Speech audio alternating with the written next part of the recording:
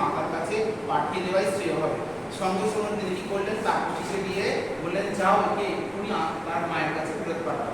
যেহেতু এই দুটো কর্মই কিন্তু আশ্রম বিরুদ্ধ কর্ম, কিন্তু কালিদাসের চোখে কখনো এই দুটো কর্ম আশ্রম বিরুদ্ধ কর্ম নয়। তার কারণ হচ্ছে কি, শিশু তিনি এই পয়েন্টে দেখেছেন একজন শিশু কিন্তু শিশুই, সে সমাজের কোনো রকম বাধা ধরা গণ্ডিকে মানে না, সে চায় অনাবিল আনন্দ এবং তার মধ্যে শিশুসুলভ আচরণের ভাব প্রকাশিত হচ্ছে বলেই সে কিন্তু এইরকম কর্ম করেছে। সেই কারণের জন্য মহাকবির দৃষ্টিতে কখনোই শিশুসুলভ আচরণের ব্যতিক্রম ঘটেনি। আর এখানে কালিদাসের শিশু মনুষ্যত্বের পরিচয় পাওয়া যায়। আচ্ছা, কালিদাসের জন্মবৃত্তান্ত। মহাকবি কালিদাস ঠিক কবে জন্মগ্রহণ করেছিলেন আমরা সে সম্বন্ধে কিছু জানি না। বলা হয় খ্রিস্টপূর্ব পঞ্চদশ শতাব্দীর প্রারম্ভে কোন পিতৃপুরে কোন পবিত্র মাতৃজঠরে কালিদাসের জন্ম হয়েছিল সেই সম্বন্ধে সঠিক কোনো তথ্য পাওয়া যায় না। কিন্তু কথিত কবি উজ্জয়িনী জন্মগ্রহণ করেছিলেন, কিন্তু সেই সম্বন্ধেও সঠিক কিছু তথ্য আমরা পাই না। ওই প্রতিভার প্রমাণস্বরূপ আমরা পাই সাতখানি গ্রন্থ।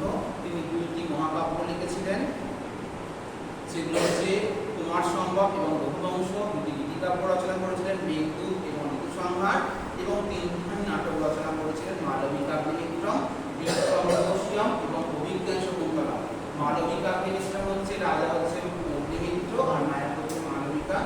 ঠিক আছে, বিদর্ভ রাজ্যের মানে তার ঘটনাটাকে ঘিরে এটা রচিত হয়েছে। বিক্রমরহস্যম নাটকে দেখা যাচ্ছে রাজা মানে হচ্ছেন রাজা মানে উর্বশী আর রাজা পুরব আর উর্বশী, এই হচ্ছে নাটকের নায়ক ও নায়িকা, এবং তাদের পুত্র হচ্ছে আয়ু। আর অভিজ্ঞান শকুন্তলা নাটক আমরা ভালোভাবে জানি, সেই নাটকের নায়ক হলেন হস্তিনাপুরের মহারাজ দুষ্যন্ত এবং হিমগিরির উপত্যকায় মানিনী নদীর তীরে অবস্থিত মহর্ষি কর্ণের আশ্রমে এবং বিশ্বামিত্র পুত্রী শকুন্তলা।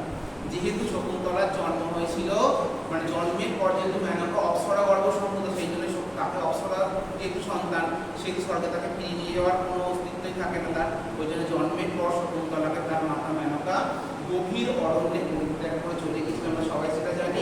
তারপর একটি শকুন পাখি সেই বালকটিকে নিয়ে করেছিল, তার ডানার দ্বারা মানে বালিকাটিকে তার ডানার দ্বারা আচ্ছাদিত করেছিল। শকুন্তেন আচ্ছাদয়তি রক্ষিতা ইতি শকুন্তলা, শকুন্তেন লাতি ইতি শকুন্তলা, এইরকম উৎপত্তি অনুসারে তার নাম হয়েছিল শকুন্তল। শব্দের উত্তর প্রাক প্রত্যয় করে শকুন্তলা হয়েছে।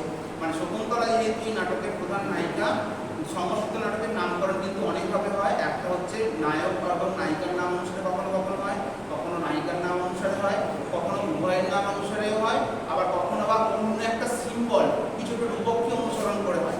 যেমন আমরা যদি দেখি অভিজ্ঞান শকুন্তলা, এই শকুন্তলা নামটা আছে নায়িকার নাম অনুসারে নামকরণ হয়েছে। আবার বৃক্ষপতিক্রম করে যদি দেখি সেখানে কিন্তু ওখানে নায়ক হচ্ছে দরিদ্র